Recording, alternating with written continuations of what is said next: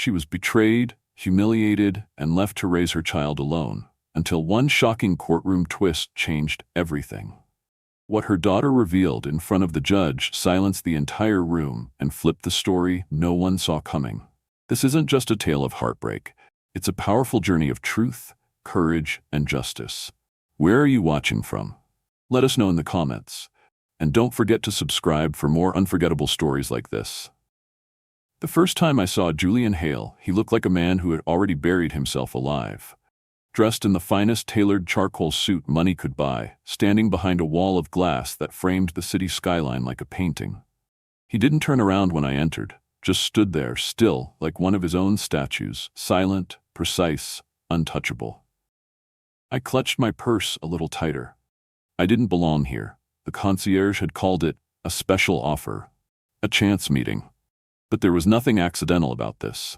I was led through 2 layers of security and an elevator that required a retinal scan. Now I was standing in the penthouse of Hale Industries, across from a man whose net worth could wipe out my father's hospital debt 1,000 times over. He finally turned to face me. "Miss Jensen," he said, voice low and crisp, "I assume you're here because you read the contract." I nodded, barely. "Some of it." "Then let me be direct. I don't have time for romance, and I don't believe in marriage. But I do believe in control." He walked toward a sleek metal table and picked up a folder. "This outlines what I need. A wife. For 1 year, strictly legal, public appearances only, no intimacy required unless initiated by you." He paused, raising an eyebrow. "Unlikely, I assume." I stared at him, too stunned to speak. "In exchange, you will receive $5 million, divided into quarterly deposits, enough to pay your father's bills and ensure your research continues." I should have walked out.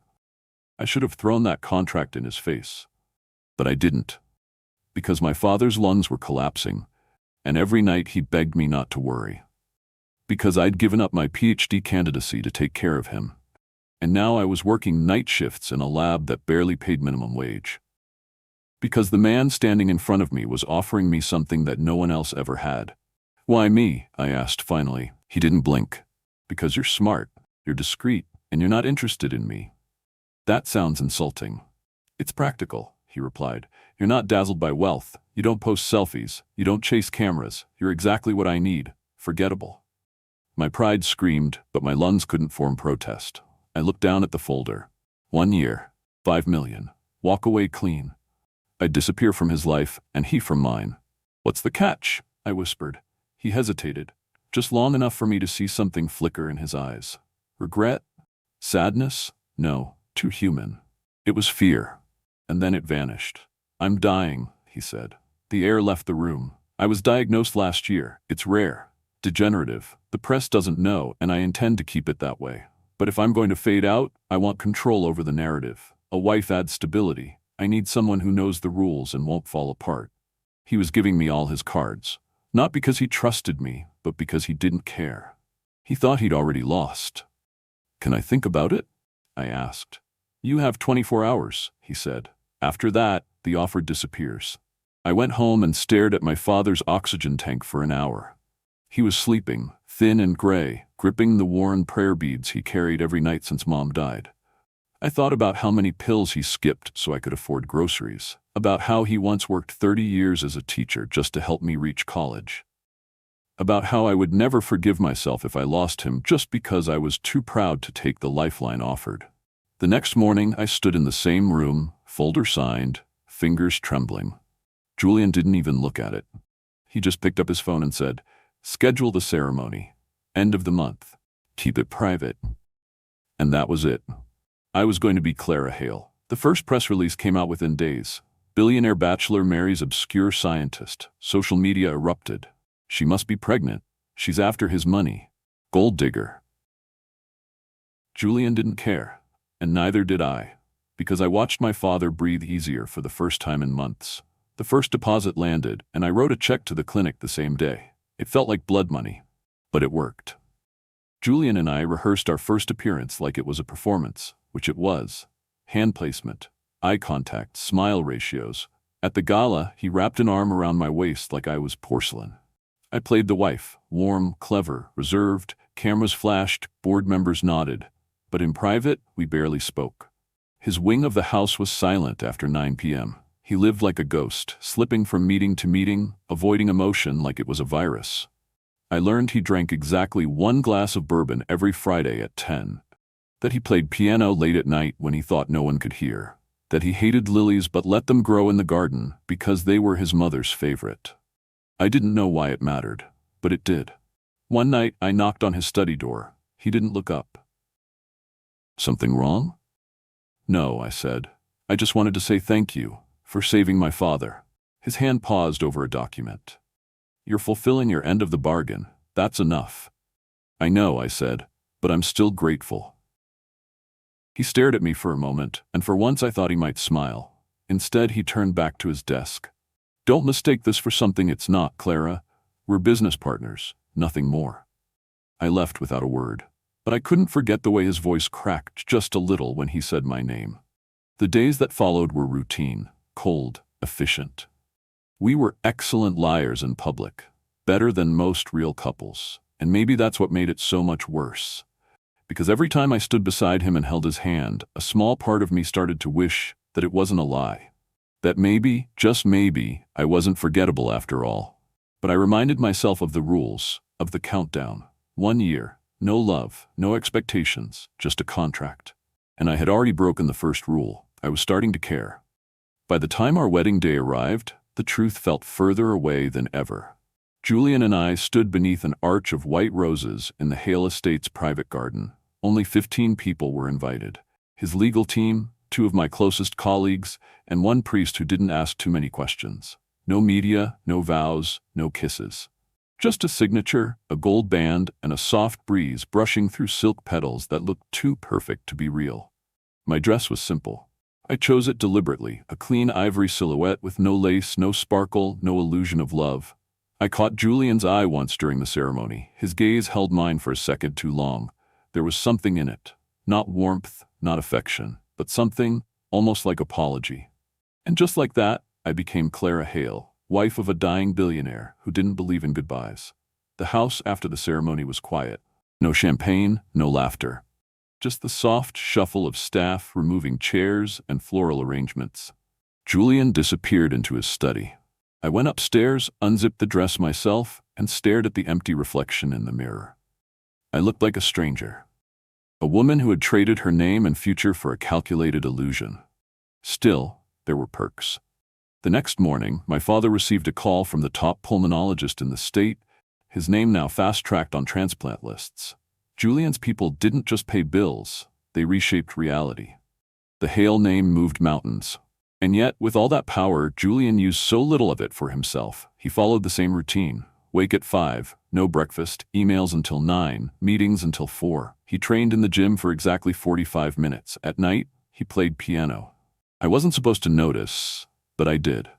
One night, weeks after the wedding, I couldn't sleep. I padded barefoot down the long marble hallway and found him in the music room, his fingers coaxing aching notes from the keys of a black Steinway.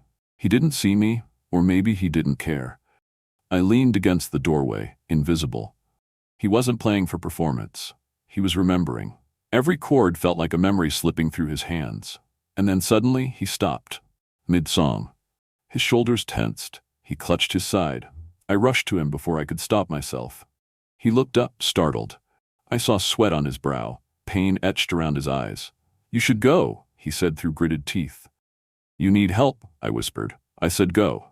But I didn't.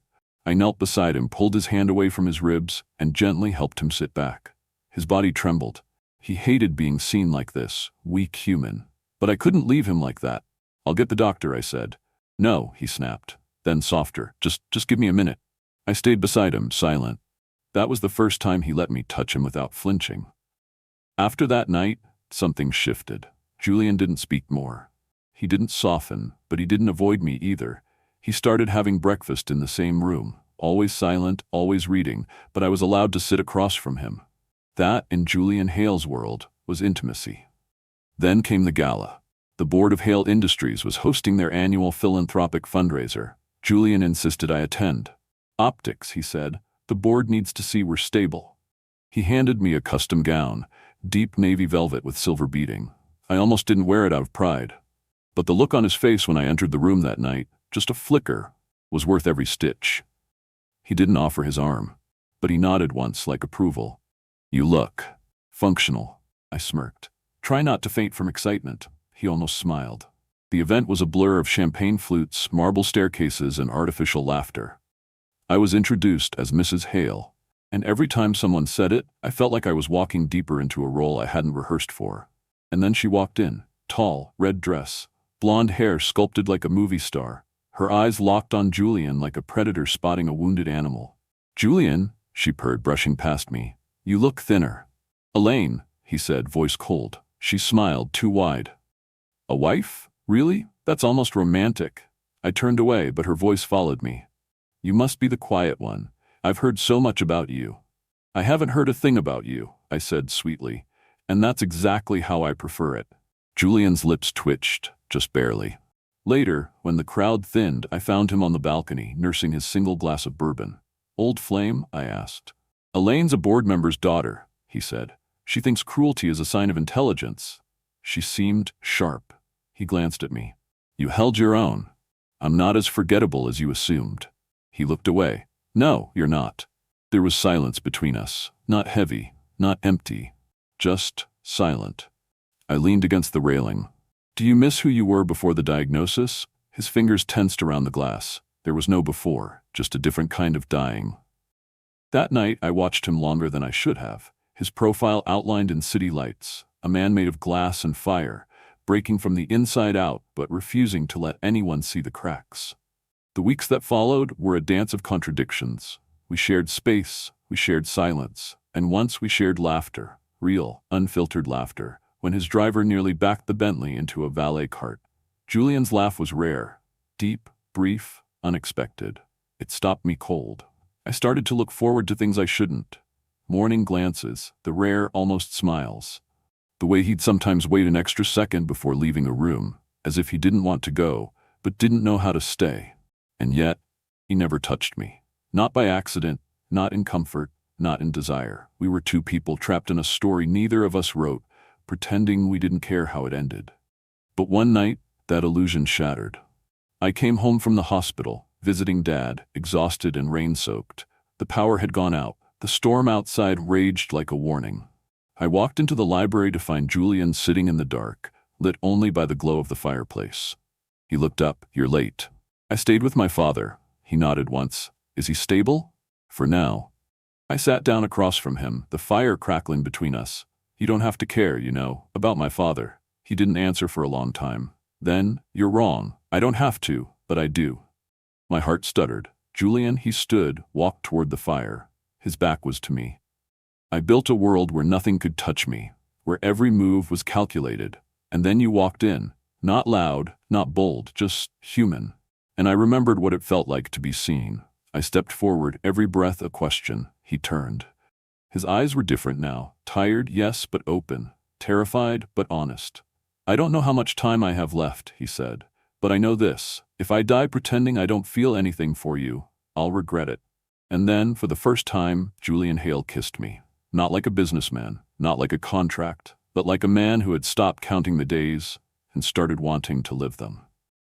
It had been 2 months since Julian first kissed me, and everything had changed.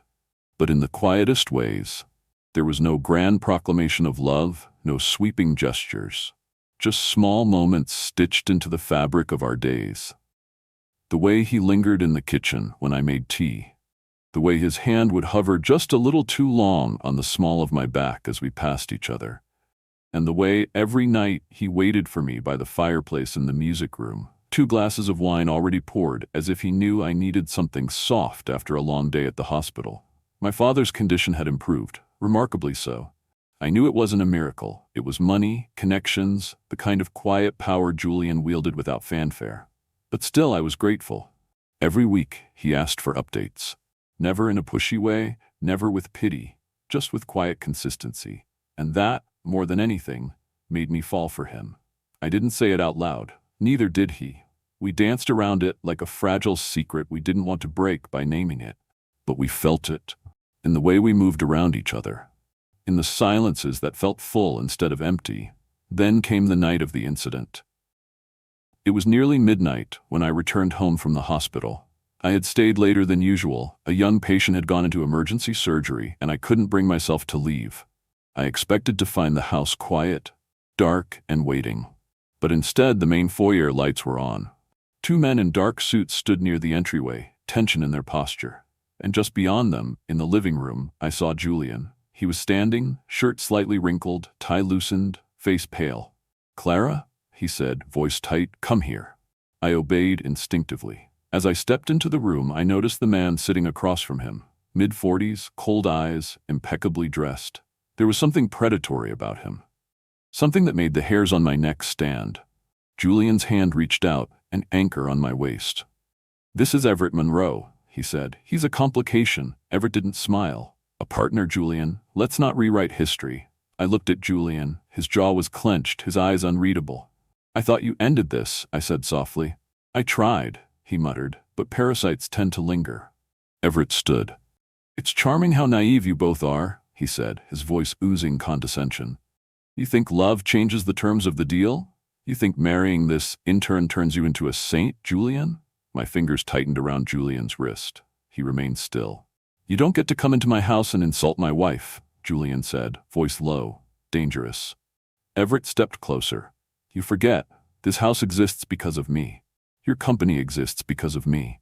And when the board finds out you've gone soft, emotionally and financially, they'll turn on you like wolves." Julian didn't flinch. "Let them try." Everett smirked. "You were supposed to play the game, die quietly, leave the empire behind and let me clean it up. But now you've gone sentimental, and sentiment kills empires." Then he looked at me. "And you, Clara? What do you think happens when he's gone? Do you really think they'll let you stay in the big house? Wear the diamonds? Hold the shares? You're a pawn, sweetheart." I stepped forward, eyes locked on his. "And yet you seem so afraid of me." Everett blinked. I kept my voice steady. "You think Julian's dying? That makes you dangerous, because desperate men make mistakes. But he's not desperate anymore. He's living, and he has me now. So if you want to threaten someone, try again. Louder." Julian's hand found mine. Everett's face darkened.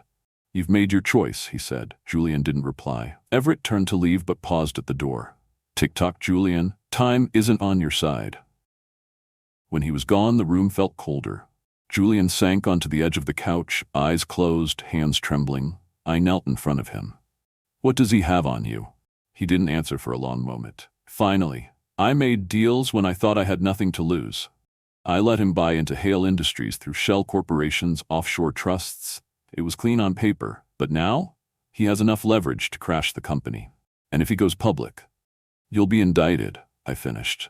He nodded. I pressed my hands to his. "Then we fight smart." He looked at me, something broken and hopeful flickering in his gaze. "You'd stay? Even now?" I laughed once. "Julian, I didn't marry your money. I didn't stay because of power. I stayed the moment you let me see you bleed." From that night on, we worked in tandem, quietly, strategically. We combed through financial documents, traced ownership structures, met with attorneys who still owed Julian favors. We found cracks in Everett's holdings, weak spots in his leverage. Julian had spent years building an empire. Now he was learning how to dismantle it just enough to protect the core. But it took a toll. He slept less, ate less. The pain returned, sharp, unpredictable. One night, I found him collapsed in the hallway, halfway to the bedroom. I screamed for the staff, called the in-house physician. He came within minutes. Morphine. IV. The usual protocol. But this time, Julian didn't wake easily. I sat by his bed until morning, watching the shallow rise and fall of his chest, terrified that this would be it. When he finally stirred, his voice was a rasp. "Clara?"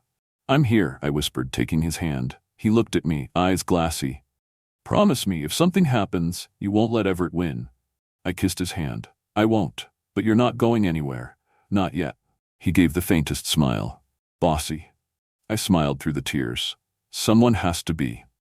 The next day, we received news that changed everything. One of the board members, Mr. Alden, had come forward, secretly. He'd been approached by Everett with a bribe and threats to vote Julian out as CEO. But instead of folding, he handed us evidence, recordings, documents, internal memos. It was enough to expose Everett. Julian sat in his study, the evidence folder in his lap. "We can end it," he said. I stood behind him, hands on his shoulders. "Then do it." but he hesitated. If I go public, the company survives, but I won't. Everett will retaliate, legally, personally, and I'm not strong enough to weather another war. I leaned down. Then let me fight. He looked up at me. I know you built Hale Industries from nothing, but you don't have to carry it to the grave. Let it go, Julian. Let me carry what's next. In that moment, I saw the shift in him. Not defeat, but release. He nodded slowly. Okay, let's burn it down. And we did. Not recklessly, not with vengeance, but with precision. Julian stepped down quietly, citing health. I took his place as majority trustee, signed over willingly, publicly, legally. Everett launched his smear campaign, but it was too late. We released the recordings, the bribery evidence, the tax fraud. Within weeks, Everett Monroe was indicted, and Julian finally could breathe. It didn't cure him. It didn't give him back the years. But it gave him peace. And it gave us time. Precious, fleeting, beautiful time. The first time Julian whispered, "I'm scared," it wasn't dramatic. It didn't echo through some marble hall or come in the middle of a thunderstorm. It was soft, barely a breath, spoken while I was folding his sweater and he was sitting on the edge of the bed, staring at his hands like they were foreign things. "I'm scared, Clara," he said again, his voice fraying around the edges. I didn't ask him of what. I knew, not just of dying, but of being forgotten, of being reduced to a name on a foundation wall or a bronze plaque in a hospital lobby. He had spent decades becoming Julian Hale, the strategist, the mogul, the icon. But now, every day, his body betrayed him in ways that terrified him. That night, I crawled into bed beside him and simply held him.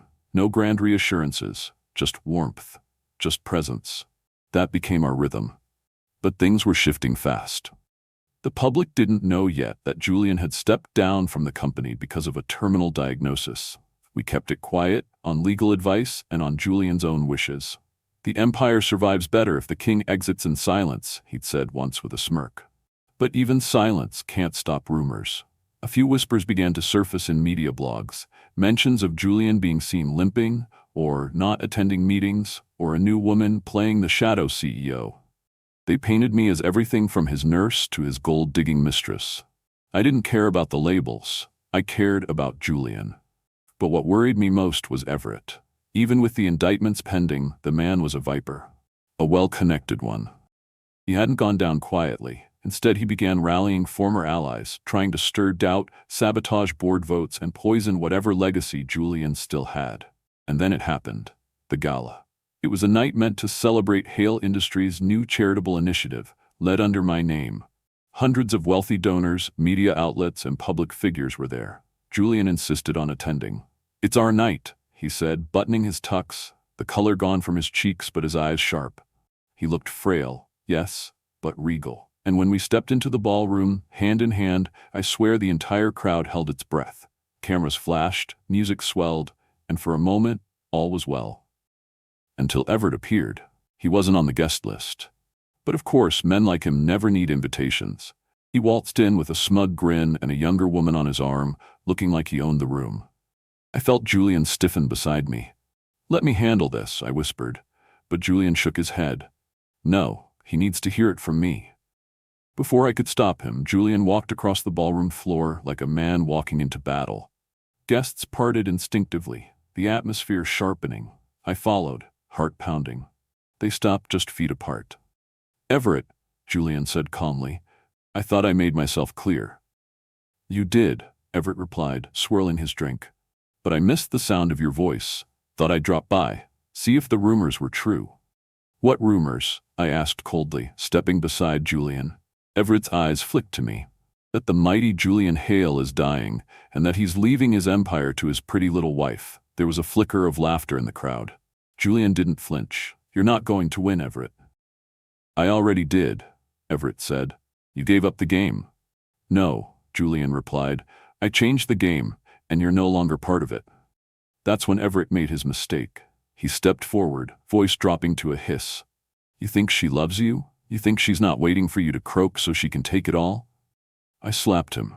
It was fast, sharp, and echoed in the silence that followed. His head jerked sideways, and when he turned back to me, there was blood at the corner of his mouth. "She doesn't need to wait," I said, "because he gave it to me willingly. Every share, every vote, every signature, and more than that, he gave me his name." Julian looked at me then, not with shock but with pride. Quiet, burning pride. Everett, rattled but still trying to recover, sneered, "You two deserve each other." "Thank you," Julian said simply. "We think so too." Security escorted Everett out before he could respond. The ballroom exhaled, and I realized we'd just taken our final step into the spotlight, not as legacy and arm candy, but as partners. After the gala, back in the car, Julian rested his head against the seat, eyes closed. "You okay?" I asked. He opened one eye. "You slapped him." "I did. I've never been more in love with you," he murmured. I laughed, but tears threatened to spill. "You were brilliant." "No, you were." He paused. "I've been so afraid of being forgotten, Clara, but tonight, watching you, I realized something." "What?" "You won't let me be." I took his hand. "Never." The next weeks were golden but short. Julian's health began to falter faster than we anticipated. The pain intensified. His doctors were honest. There were no miracles left to hope for, only management. He didn't want a hospital bed. He wanted to be home. So we transformed his study into a quiet room with big windows. Every morning I sat beside him with tea. Sometimes we talked. Sometimes we just looked outside at the garden. One evening, as the sun set in a blaze of amber and fire, Julian took my hand. "When I'm gone," he said, voice soft, "promise me you won't fight the ghosts." "What do you mean?" "Don't spend your life trying to preserve me. Let me become something else, a memory, a lesson, but not a chain." I nodded, tears sliding down my cheek. "Only if you promise me something too. Anything. That you'll rest, without regret."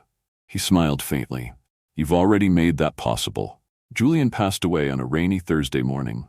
He wasn't alone. I was holding his hand. His favorite music was playing. And when the final breath left his body, it was not with fear, but with peace. The world mourned Julian Hale, but I carried him forward. Not as the empire builder, not as the strategist, but as the man who whispered, "I'm scared," into my neck and trusted me to stay. And I did. After the funeral, everything felt hollow. The house was still full of fresh flowers, the kind sent by powerful men who'd never once looked Julian in the eye. The headlines called him visionary, tycoon, philanthropist. But none of them spoke about how he loved Earl Grey with lemon, or how he hummed jazz when he thought no one was listening, or how he always checked to make sure my car had enough gas. The world had buried a legend. I had buried a man. Grief, it turns out, doesn't knock. It just moves in. For weeks, I couldn't bring myself to sit at his desk. His scent still lingered faintly on the chair, and every time I looked at his pen resting on the blotter, I felt like I was trespassing on something sacred. But the company couldn't wait. Life never does. There were emails, calls, board members circling like sharks in custom suits, and somewhere deep in the noise, Everett was still out there, waiting. I wore black longer than etiquette demanded. Not because I had to, but because I wasn't ready to stop being his wife yet. Not in the eyes of the world. The first time I stepped into the boardroom after his passing, there was an audible pause. Some of the men stood, some didn't. I let the silence drag a little, let it hang like tension before a symphony. Then I sat at the head of the table, Julian's chair, and looked every one of them in the eye. "Gentlemen," I said, voice calm, "let's begin." Of course it wasn't that easy. Julian's passing triggered a cascade of clauses and protocols. There were trust funds to unlock, voting shares to transfer, succession documents to review. The company lawyers didn't doubt my authority. They had Julian's signatures on everything. But authority on paper doesn't always mean power in practice. One morning, I received a summons. Everett was suing. He claimed Julian was not in sound mind when he signed over full executive control to me. That I'd manipulated him in his final months. That the board had been misled, the documents forged. He even brought in a supposed handwriting expert to testify that Julian's final signature lacked the fluidity of a healthy adult male. It was disgusting, but effective. Suddenly, everything was in question. Investors got nervous. Reporters circled like vultures. Rumors flared. Was I a grieving widow or a calculating usurper? My team begged me to settle. "Just give him a seat at the table," they said. "It's not worth the public war." But I remembered Julian's words. "You won't let me be forgotten." So I didn't. I took Everett to court. The hearing was a media circus. Cameras waited outside the courthouse. Journalists tracked every outfit I wore, every glance I exchanged. Everett wore a charcoal gray suit and that smug, predatory grin. I wore the same necklace Julian gave me on our first anniversary. I thought I was prepared for everything, but I wasn't prepared for Everett's final play. He brought a witness, a nurse. She claimed to have been present during Julian's final week, claimed he was confused, hallucinating, that he didn't know what he was signing, that he thought I was someone else. I froze, because I knew this woman. She was never in our home. But Everett had money, and liars are easy to buy. My lawyer stood, objected, but the damage was done. I saw it ripple across the jury, the flicker of doubt, and for the first time since Julian died, I felt powerless. Alone. Then something unexpected happened. A figure stood up in the back of the courtroom. It was a young man, no more than 25, slender, nervous. He held a tablet in his hands. "Your Honor," he said, trembling, "I have something the court needs to see." The judge, annoyed, motioned for security, but the man added quickly, "I'm Julian Hale's hospice videographer. Mr. Hale requested I record a message, for legal record." The courtroom hushed. Even Everett paled. The judge allowed it. The screen flickered to life. There he was, Julian, thinner, pale, but alert, his voice raspy but resolute. "If you're watching this," he said, "then I'm probably dead, and someone is trying to challenge my decisions." He smiled faintly. "Let me be clear. I gave Clara control of everything, not out of weakness, but because I trusted her more than anyone. She has more courage than the entire board combined, and more integrity than I ever had." He paused. "I wasn't confused. I wasn't coerced. I was dying, but I wasn't blind." He leaned forward slightly. "And if Everett Montgomery is behind this challenge, let me add, I've seen the receipts, the embezzlements, the bribes. I protected him once, but no more." He looked directly into the lens. "Back off, Everett. Clara's not alone. She's my legacy." The video ended. The room was dead silent. The judge called for recess. Everett's lawyers huddled in panic, and within the hour, he withdrew the lawsuit. I didn't smile. I didn't celebrate. I just exhaled. For the first time in months, I felt something like peace. Outside the courthouse, reporters swarmed me, but I walked through them without a word. Later that night, I sat at Julian's desk and opened a drawer I hadn't touched yet. Inside was a simple envelope. My name on it, in his handwriting. I opened it. "Clara," it said. "If you're reading this, it means you stood your ground. I'm proud of you. You were never just my wife. You were the one I trusted when everything else fell apart. Don't let the world define you. You define it." There was no signature, just a line he always said to me, "Build something that outlives the both of us." So I did. I reopened the Hale Institute, rebranded it with both our names.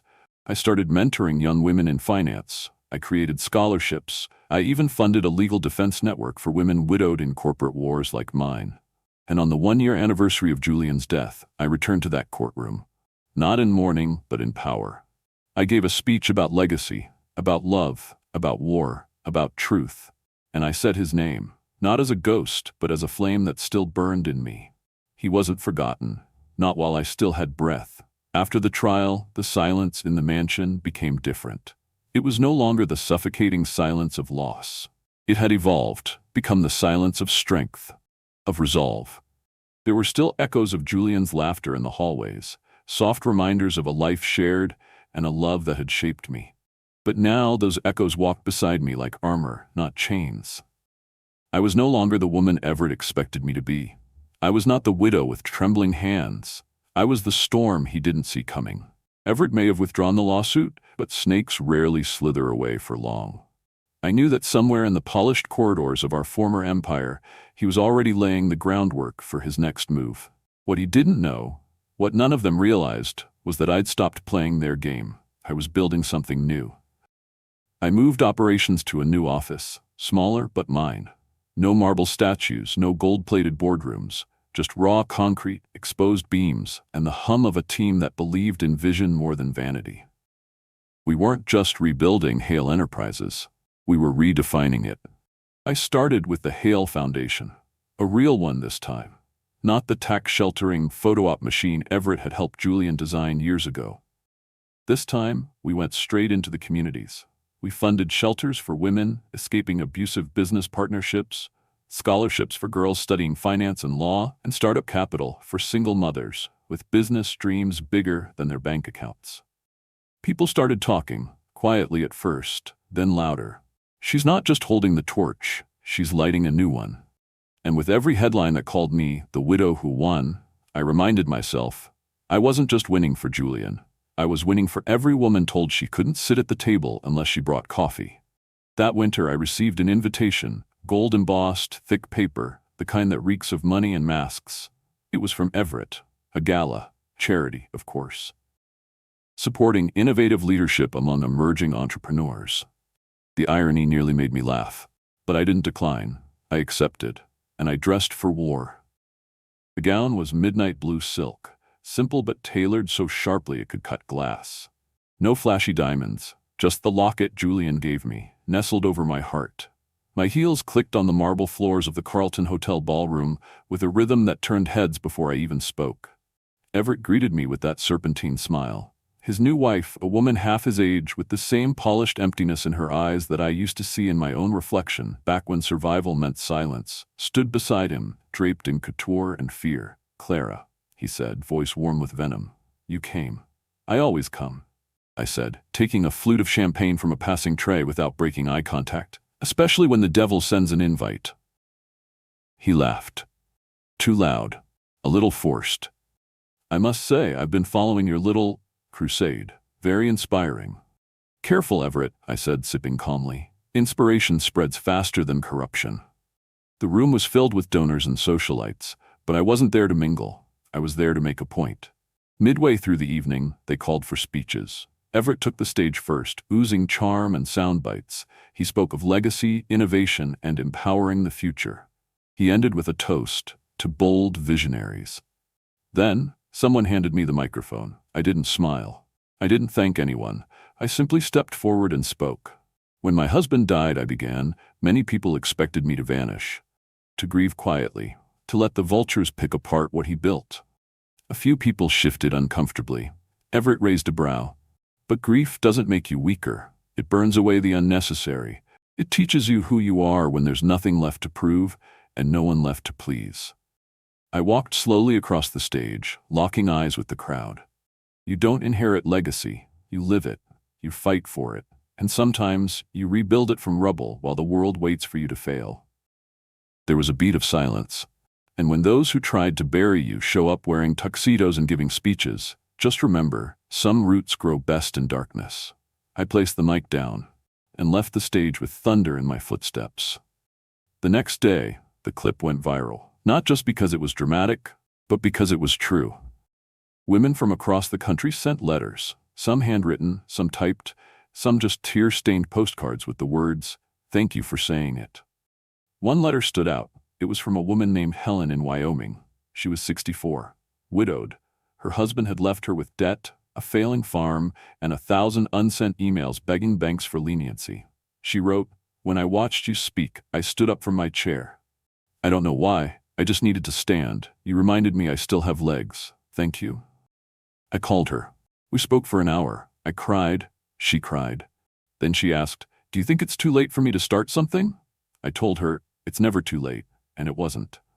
Helen became one of our first legacy grant recipients, money to rebuild her farm into a sustainable co-op. She didn't just survive, she flourished. Everett, meanwhile, stayed quiet. Public opinion had shifted. Investors began questioning him. His charm no longer hypnotized. His arrogance no longer passed as confidence. One morning, my assistant walked in holding a legal envelope. "From Everett," she said, "It's a proposal." Inside was an offer to dissolve what remained of his stake. No threats, no lawsuits, just resignation. I signed it without blinking. And as the ink dried, I whispered goodbye. That night, I returned to Julian's grave. I hadn't been back in months. Not because I didn't miss him, but because I needed to become the kind of woman he believed I already was. I sat beside his stone, cool against my palm. "I did it," I said. "You were right, they underestimated me." I paused, brushing dust from the edge of his name. "But you never did." The stars above flickered softly, like applause from a distant audience. And in the quiet, I made him a promise. "I'm not done yet, because love doesn't end at the grave, and legacy doesn't end with a name. It begins with a decision." And I had made mine. Spring arrived quietly that year, not with grand blossoms or parades of light, but in the subtle way the wind no longer bit at my skin, in the softness of morning sun slipping through the windows of my office, and in the way people started smiling when they saw me. Not with pity, but with respect. For the first time in years, I felt like I had found a rhythm, not dictated by grief or vengeance. But just as life began to settle, it returned. The past.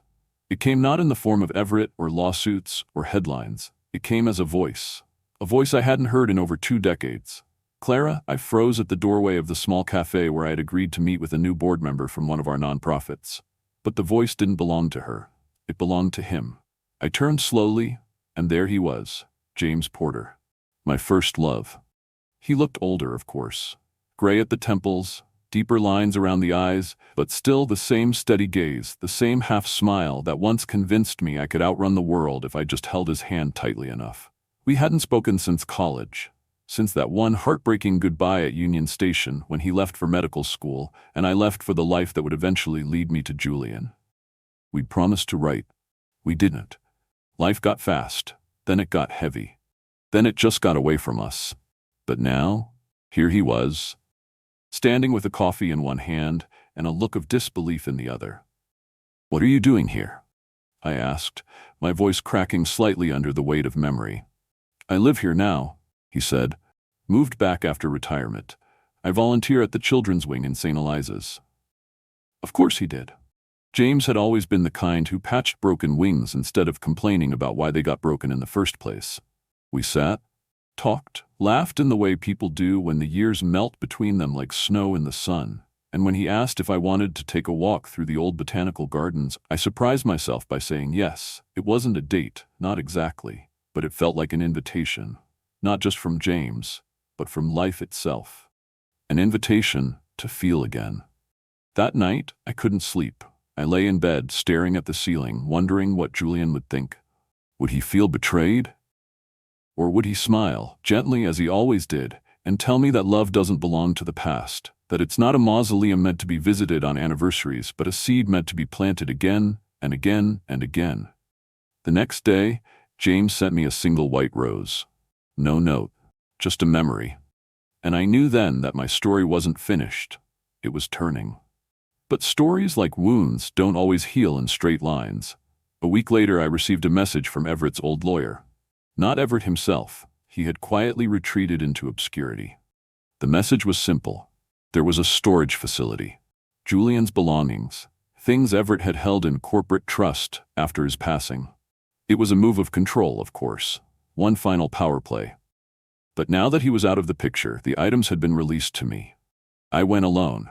The unit smelled like dust and forgotten intentions. Boxes, folders, sealed evidence of a life lived at full speed. I sorted through contracts, blueprints, old campaign pins from Julian's first city bid. But at the back, wrapped in oilcloth and bound in twine, was a journal. Julian's journal. I sat on the cold concrete floor and read. He had started writing after his diagnosis. Most entries were short, thoughts about legacy, guilt, hope. But one entry stopped me cold. "Clara will outlive me. I've made peace with that. But what keeps me up at night isn't dying. It's whether she'll remember who she is when I'm gone.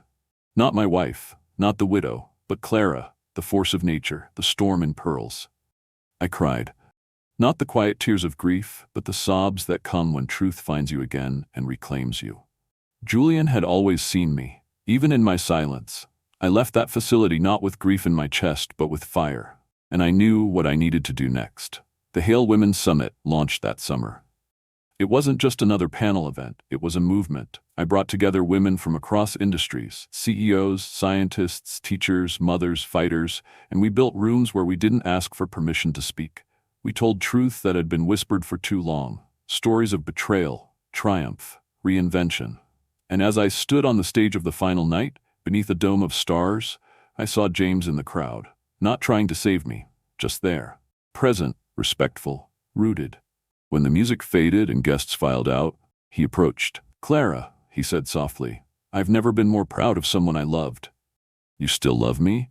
I asked, more surprised by the trembling in my voice than the answer I already sensed. I never really stopped. I took his hand, not because I needed saving, not because I was lonely, but because love, real love, recognizes when the storm has passed and offers shelter. And for once, I wasn't afraid to step inside. That night, as we walked through the empty city, past fountains and old oak trees and benches carved with initials older than either of us, I realized something profound. I had thought my story ended with Julian's death, but it didn't. It had begun there. Grief did not close the book. It turned the page. And what came next? This chapter of rediscovery, of second chances, of quiet hope. It was mine. Not defined by a man or a title or a tragedy, but by me. Clara Hale. The woman who had loved, lost, fought, risen, and opened her heart again when the world least expected it. Because sometimes, the most radical thing a woman can do after surviving the fire is dare to bloom. The day of the Foundation's 10-year anniversary gala arrived under a golden sky. The kind of sunset that made you pause on your porch steps and wonder how time could fold in on itself so effortlessly. I had chosen a dress that Julian once called my armor in silk, a deep sapphire blue, elegant but not ostentatious. The room at the Fairmont Grand Ballroom shimmered with light, flowers, and the energy of people who had once been strangers but now shared a legacy of rebuilding. I stood backstage, watching the crowd settle. Somewhere near the front, James was sitting with my son Elijah, who had flown in from Seattle just for this. His warm hug earlier and simple, "I'm proud of you, Mom," had undone me in a way I hadn't expected. I took a deep breath and walked to the podium. Applause rose like a tide, but I waved it down gently. "Tonight," I began, my voice steady, "we honor not just a decade of service, but the people who lit the path when it seemed there was only darkness." I spoke about Julian, not as a man carved in marble, but as a husband who made mistakes, who dreamed big, who died too soon. I spoke about the betrayal that almost shattered me, the courtroom silence that followed, and the little girl who once stood up for me when no one else would. "But this isn't a story of pain," I continued. "This is a story of what comes after." I told them about the clinic we opened in his name, the scholarships that had sent dozens of young women from disadvantaged neighborhoods to college, the legal aid we'd provided for women trapped in manipulative marriages, all of it born from heartbreak, but transformed by purpose. When I finished, the silence in the room was thick, reverent. Then came the standing ovation, not just for me, but for what we had all built. Later that evening, as champagne flowed and laughter echoed off crystal chandeliers, I stepped out onto the balcony for air. James joined me. No words, just presence. He handed me a flute of sparkling cider and leaned on the railing beside me. "You know," he said softly, "the first time I saw you speak in class, you terrified me." I laughed. "I terrified a lot of people back then." "You still do," he teased, then added, "but now it's different, and now you inspire them." I looked out over the city, lights twinkling like old secrets forgiven. I spent so many years thinking my story had to fit into someone else's narrative. Wife, widow, warrior, and I wore those labels like uniforms. "And now?" he asked. "Now I just wear my name." That night, after the gala, I returned home to find a letter. There was no return address, but I knew the handwriting. It was Everett's. It read, "Clara, you may never forgive me, and that's fair. I spent years trying to control what I feared I couldn't have. Power, legacy, you. I saw in you the fire I never had, and instead of honoring it, I tried to contain it. I am dying now. The same illness that took Julian, poetic or pathetic as that may be. I've declined treatment. What I want, in whatever time remains, is to acknowledge the truth. You were never mine to control. You were never his shadow. You were always the light. I've arranged for the remainder of Julian's private archives, his letters, videos, recordings, to be sent to you. No catches, no strings, just truth. Don't let grief become a statue. Let it be a bridge." Everett, I sat on the edge of my bed and cried, not for him, but for the clarity that had taken decades to arrive. And the next morning, when the courier arrived with the boxes, I didn't delay. Among the files and footage was a video. Julian, wearing that old gray hoodie I used to threaten to throw out, sitting on the porch swing, a coffee in one hand, the other resting on a thick manila envelope. "If you're watching this, Clara," he said, "it means Everett finally did the right thing, and I'm proud of him in a strange way." He smiled, eyes soft. "There's something I didn't get to tell you in time. Something I left behind. I wrote letters. For you, for Elijah, for whoever you choose to love next. I didn't want my voice to end in silence." He paused. You always asked me why I stayed with you, even after the campaign tore us apart, even after I failed to be the husband you needed sometimes. And I never answered it properly." He looked directly at the camera then, and for a moment it felt like he was right there in the room. "Because you're the reason I believed redemption was real. Because even on your worst days, Clara, you never stopped being someone's hope, including mine." He reached for the envelope and placed it beside him. "I love you, always, but I don't need to haunt your steps. I just want to walk with you one more time, even if only in memory." I watched the video twice, then I opened the envelope. Inside were letters. One for every milestone he'd anticipated I might reach. One for the first day Elijah started college. One for the day I might consider falling in love again. One for the day I might doubt myself. And one final letter, marked simply, "When you are free." I haven't opened that one yet, not because I'm afraid, but because I think I might be living that letter right now. Freedom isn't forgetting. It's remembering without pain. It's loving without chains. It's choosing your own damn ending. And so, if you're still here, if you're still listening, know this. The story wasn't about Julian, or Everett, or James. It was about Clara. And for the first time in her life, Clara didn't just survive the storm. She became it. And she danced in the rain that followed. Thank you so much for staying with me until the very end of this story. If you're still here, it means you truly felt something. And that means everything to me. This story wasn't just about betrayal or redemption. It was about finding strength in the wreckage, about discovering that healing doesn't always come from others, but from the choices we make when no one's watching. Life can break us, yes, but sometimes those cracks let the light in. Maybe you're someone who's been underestimated, betrayed, or left behind. If so, I hope Clara's journey reminded you. You are never too broken to begin again. Now I'd love to know, where are you watching from? Leave a comment and let me know your city or country. This community is growing every day, and it's beautiful to see where our stories reach. And if this touched your heart, please consider subscribing to the channel. I promise, more powerful stories are on the way. Stories that stay with you long after the screen goes dark. From my heart to yours, thank you.